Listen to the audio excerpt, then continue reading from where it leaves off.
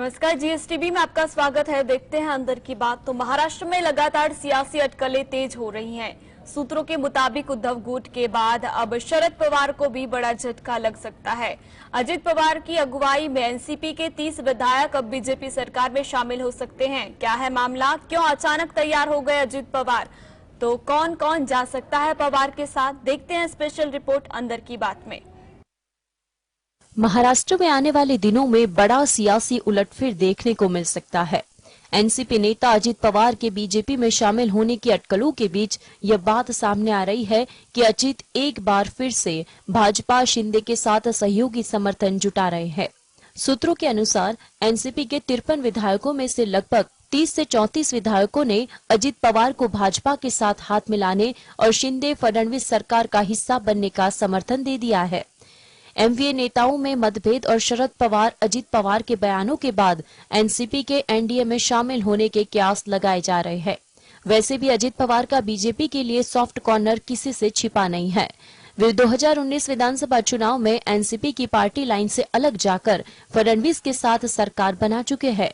हालांकि शरद पवार के दबाव के बाद अजित पवार को वापस लौटना पड़ा। 72 घंटे में ही उन्होंने डिप्टी सीएम पद से इस्तीफा दे दिया था।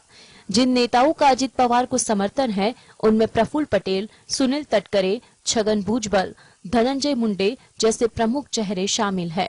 वहीं प्रदेश एनसीपी अध्यक्ष जयंत पाटिल और जितेंद्र अवध बीजेपी से हाथ मिलाने के पक्ष में नहीं है। अजित के समूह ने शरद पवार से मुलाकात की और उन्हें सूचित किया कि विधायक भाजपा के साथ गठबंधन करने की इच्छुक है। हालांकि शरद पवार ने बीजेपी शिंदे के साथ गठबंधन करने से इनकार कर दिया। Bureau report, GSTV. तो गुजरात में आईएएस अधिकारियों के बाद तबादलों के बाद अब आईपीएस अधिकारियों के तबादलों की चर्चा है। संभावना जताई जा रही है कि अप्रैल के आखिर तक सरकार पुलिस महकमे में बड़ा फेरबदल करने जा रही है। तो सबसे ज्यादा चर्चा अहमदाबाद के नए पुलिस आयुक्त को लेकर हो रही है। देखते हैं खास रिपोर्ट अंदर की बात में। गुजरात में 109 आईएएस अधिकारियों के तबादलों के बाद अब पुलिस महकम में फेरबदल की बारी है। सरकार अप्रैल के अंत तक कई सारे आईपीएस के तबादले कर सकती है। इसमें राज्य के 4 बड़े शहरों के पुलिस आयुक्तों में भी फेरबदल की अटकलें लग रही है। सबसे ज्यादा चर्चा अहमदाबाद पुलिस आयुक्त को लेकर है। अभी अहमदाबाद के पुलिस आयुक्त 1987 बैच के आईपीएस संजय श्रीवास्तव है। वे इसी महीने के अंत में सेवानिवृत्त हो रहे हैं। संभावना जताई जा रही है कि भूपेंद्र पटेल की सरकार एक ही बार में पुलिस महकम में बड़ा फेरबदल कर सकते हैं। सरकार की तरफ से अभी कोई भी संकेत नहीं दिया गया है कि अगला पुलिस आयुक्त कौन होगा। फिर भी पुलिस महकम में 3 नामों की चर्चा है। इसमें अनिल प्रथम और अजय तोमर का नाम शामिल है। 1989 बैच के आईपीएस अधिकारी अनिल प्रथम अभी डीजीपी सीआईडी क्राइम की जिम्मेदारी संभाल रहे हैं। दोनों अधिकारी 1 साल बाद सेवानिवृत्त हो गए। प्रथम नवंबर 2023 में रिटायर होंगे, तो वही तोमर जनवरी 2024 में रिटायर हो रहे हैं। इन दोनों अधिकारियों के वडोदरा के पुलिस आयुक्त डॉक्टर शमशेर सिंह का नाम भी चर्चा में है। अब देखना यह है कि सरकार किस आईपीएस को अहमदाबाद के सीपी की कमान सौंपती है। Bureau report, GSTV. भारत में कोरोना के नए मामलों में लगातार वृद्धि देखी जा रही है। नए मामलों की वृद्धि के पीछे कोरोना का आर्कटूरस वेरिएंट XBB 1.16 माना जा रहा है। इस वेरिएंट पर वैक्सीन भी असरकारक नहीं है और अधिक वैक्सीन लेने को डॉक्टर क्यों मना कर रहे हैं, देखते हैं अंदर की बात में।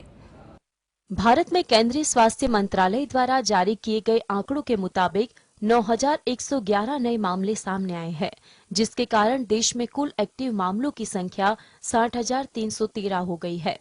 पिछले 24 घंटों में 27 मौतें भी दर्ज की गई है। गुजरात में 6, उत्तर प्रदेश में 4, दिल्ली और राजस्थान में 3-3, महाराष्ट्र में 2, बिहार, छत्तीसगढ़, हिमाचल प्रदेश, झारखंड, केरल और तमिलनाडु से 1-1 मौतों की जानकारी मिली है।